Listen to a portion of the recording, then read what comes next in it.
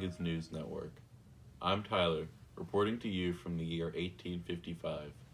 As you all know, there has been major events that have occurred in the United States in the past 2 years, such as the congressional election and the Kansas-Nebraska Act. But possibly the biggest event of the year is Bleeding Kansas, which is still occurring, and from the looks of it, is not close to being over. Right now, I'm going to send you to our reporter Jordan, who is located in the heart of Kansas amidst the fighting. Right now, I'm in the middle of the action taking place. It's December 7th, 1855, and everyone is waiting to see if the Walker-Russell War that is occurring now could finally end Bleeding Kansas. But from the looks of it, I doubt it.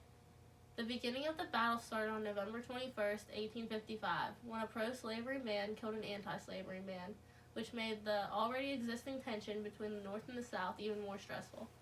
Several days later, after the arrest and the murder of Franklin Coleman, a group of pro-slavery men banded together to help him escape custody. Now there are two separate militias that raided the Liberty Arsenal. So today the Federal Army finally showed up ready to engage in fighting and put an end to the bleeding in Kansas.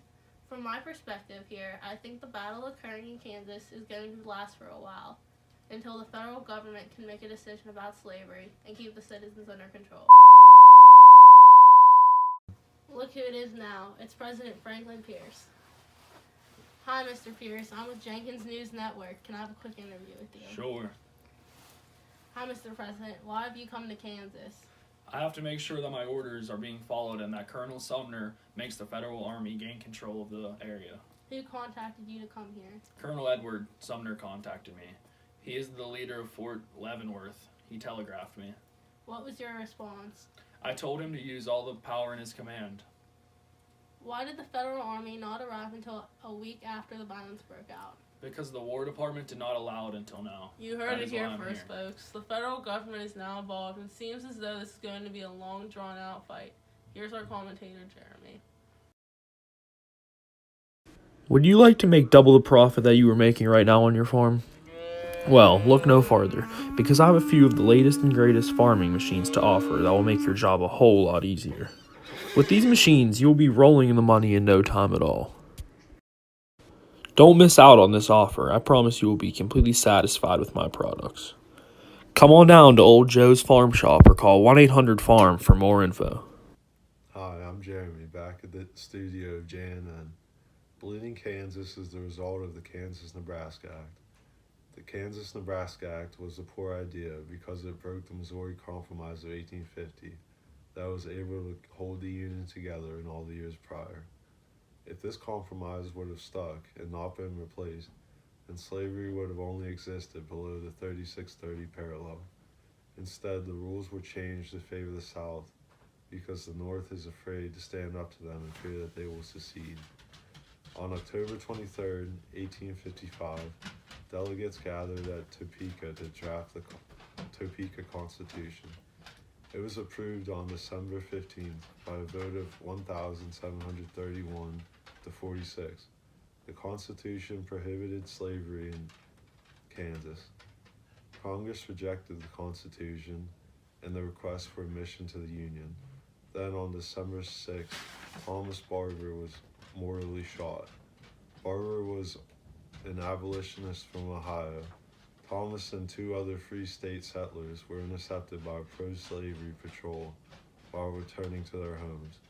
After refusing to go with the Missourians, shots were fired on both sides, leaving Barber fatally wounded. Barber's death increased tensions between the Free State settlers in Lawrence and the Missourians on the Waukesha River. Now back to Tyler at the desk. Hi, you're back at the Jenkins News Network studios. I'm your anchor, Tyler. After seeing Jordan in the field and tension in the Nebraska territory, it seems like this problem is only the beginning. And according to our commentator, Jeremy, he believes this battle isn't close to being over. Will what is happening in the Nebraska territory be the start of a true battle between the North and the South that has been brewing for years? Now that we get an interview with the President, Franklin Pierce, we know the federal government is involved and most likely will stay involved the remainder of the fighting. Pierce signed the Kansas-Nebraska Act in 1854. Pierce's support helped push the act through Congress, leading the formation of the Republican Party because of a coalition of those opposing the bill. Until our next show, have a great day. This is Tyler, JNN Anchor, signing off.